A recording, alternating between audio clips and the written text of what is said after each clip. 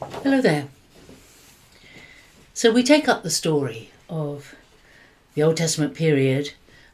We have the close of 1 and 2 Chronicles, 1 and 2 Kings, and the majority of the nation are in exile in Babylon. There are some people left in the land, but mostly not much in the way of leadership or the upper classes. Most of them were taken away during the 3 besiegings of Jerusalem, and it was a very turbulent period. And so we have Babylon. The fall of Babylon happens when the Medes and Persians come into Babylon through the watercourse under the city and take it overnight. And we have the story of Daniel with the hand writing on the wall, and the king of Babylon dying that day, and the Medes and Persians, which was an alliance which eventually became mostly Persian, but it was the Medes and Persians to begin with that took over Babylon and Babylon's empire. And they were a different kind of empire altogether. And it is through the foretelling of Isaiah foretold in Isaiah 44:28 and 45:1 that a king would arise called Cyrus, who would initiate a blessing for the people. And Cyrus of Persia arises in about 539, and God speaks to him about returning the people to their own land, the people of God to their own land.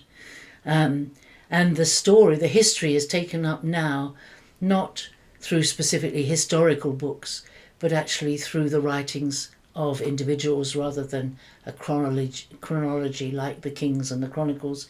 So we follow the story now in Ezra to begin with. Ezra is the next historical book, and he picks up the story of how Cyrus issues a decree and allows the people to return. It's 70 years after after the destruction of Jerusalem, the decree to come home is issued. And in that first return, there are 3 returns, just like there were 3 sieges of Jerusalem and 3 waves of captivity away from Judah. There are now 3 returns. The first one has Zerubbabel, and he returns, and Zerubbabel begins rebuilding the city and rebuilding the temple. And the Samaritans hinder it. That's in Ezra 4. Then we have Darius of Persia, comes after Cyrus and continues this encouragement of the people and a permission for the people to continue building. And into this period come Haggai and Zechariah, another 2 prophets, both of whom speak into the situation in different ways, encouraging the people to keep building, keep rebuilding, not to worry that what they build is not as good as what was there before, and not to focus too much on their own properties and restoring their position, but to remember to restore God's house as well. So Haggai and Zechariah are principal in this period, and they achieve by 516, which is it's about 25 years after they come back, the temple has been rebuilt and it is dedicated, and that is recorded in Ezra 6. And then we have Ahasuerus, I'm not sure how you pronounce it, that's how it looks, also known as Xerxes of Persia.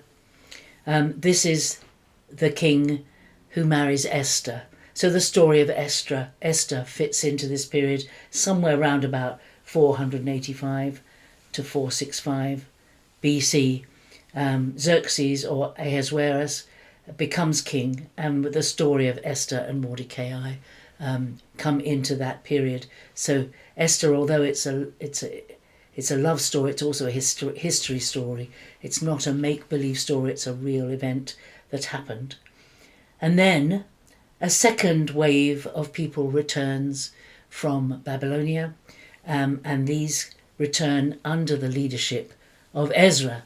Although Ezra has written the story, the history, he wasn't there. He comes home in the second return. The first one is led by Zerubbabel, the second one by Ezra, as described in Ezra 7 to 8. And there are reforms made at Jerusalem. And round about this sort of period, we think, but overlapping with the third return, come Malachi's prophecies. Although Malachi is the last book in our Old Testament, it is not the last book historically.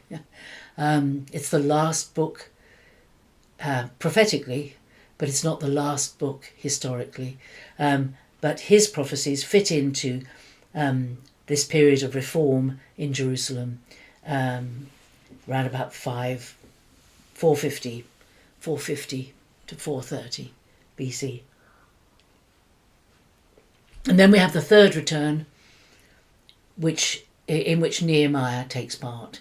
You know the story of Nehemiah, who is cupbearer to the king, and he hears about what's going on in Jerusalem, and he is sad that although the temple has been rebuilt, the wall is still broken down. The city of Jerusalem is very vulnerable without its protective wall, and he feels the call of God to go and rebuild the wall. So he goes back in this third return, around about 444 BC. And Nehemiah's book begins then describing the building of the wall, rebuilding of the wall, and all the difficulties and all the problems that they had.